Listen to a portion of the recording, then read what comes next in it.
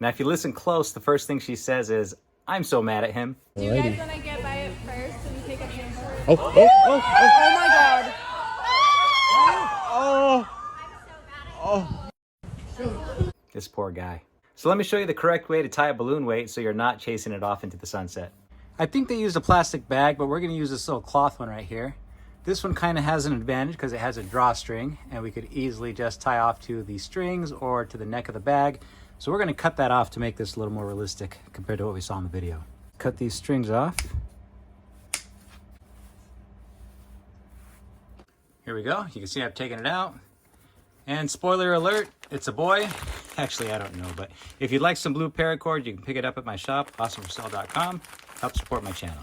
We are going to use some of that same balloon ribbon that you saw in the video.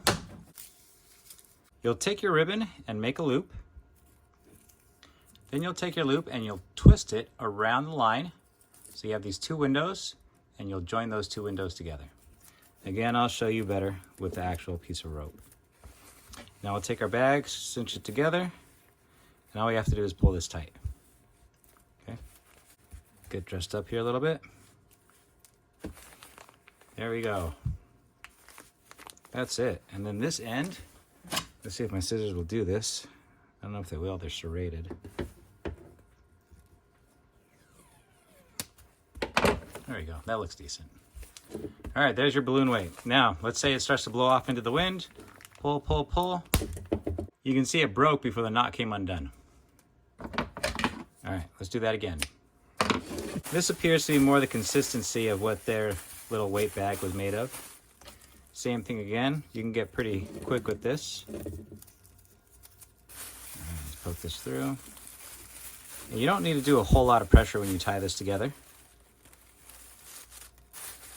You can see we're not quite dressed up there yet. So let's pull this in place. There we go. All right. Now there's nothing holding this together other than the cinch of the bag.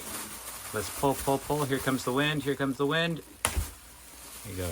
You can see the knot stays in place and the ribbon will break before it comes undone. Oh, if this guy only would have known this knot. All right, we're going to use this training aid. It's just a piece of acrylic. And what I'm going to do is start my knot off by taking my thumbs, holding a bite of the rope, and twisting it to the right. You'll see my thumbs roll to the right, and I've created this loop. Okay, normally you wouldn't have this, but I'm going to show it to you, so hopefully it's easier for you to understand. Okay, again, here's my loop. I'm going to take one side and push it away. The other side is going to come towards me. So push and pull, and you can see it lays down like a figure eight almost. Okay, now let's do that in hand. Okay, roll your thumbs to the right. I have my loop. Push this side away, pull this side towards me, and I have my figure eight on top. And now I have these two windows. These two windows on either side of my line, they're just going to come together down below. There we go. And now I have my constrictor knot. So here's what I think happened. This guy tied an overhand knot, and it's definitely not enough, right? He probably even went back over it and tried to do a reef knot. But even if you tie it correctly, that is not enough to keep it in place. So here's the magic of a constrictor knot. If I take my rope and tie in an overhand knot, okay, if I were to keep pressure right here in the middle, the knot is not going to spring back when I tie it around something like a bag, okay? But if I don't have anything holding this down, it's going to come undone. And so what if we take our rope and we do a complete turn going around our anchor point, and then we tie our overhand knot, but this time it's underneath this coil here. And coil isn't the correct term. I like to use terms that I think will help you remember, but we'll do another video on knot terminology. So here's what we'll do. We'll take our line, go underneath, and create a full turn, and then we're going to tie in our overhand knot underneath of this loop here. Let's take my cord. I'm right here, we're working underneath, and I'm just going to go left over right and then pull it tight. Okay. Now we have this loop on top that constricts down on our overhand knot. We just need to make sure it's dressed and right in the middle. So we'll pull this.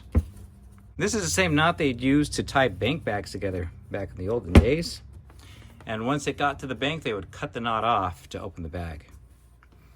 But this will give you a lot more holding power compared to just a single overhand knot.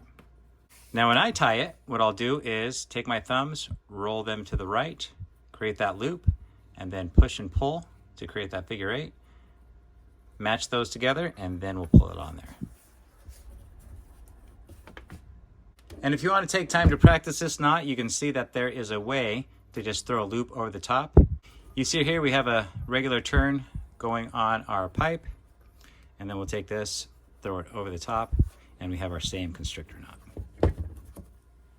Here we can't roll our thumbs because it's just ribbon, so we're just going to twist our hands, create that loop, push and pull to create our figure 8 on top, and match the loops together. Now we'll put it on top. Let's pull this tight. Okay, let's see how well this holds on just a smooth aluminum pipe. Much better. Thanks for watching. I have a box that I purchased full of all kinds of different types of rope. And as a bonus, for every order that comes in while this box of rope lasts, I will take a cotton bag and fill up what I can inside the bag and send it off with your order.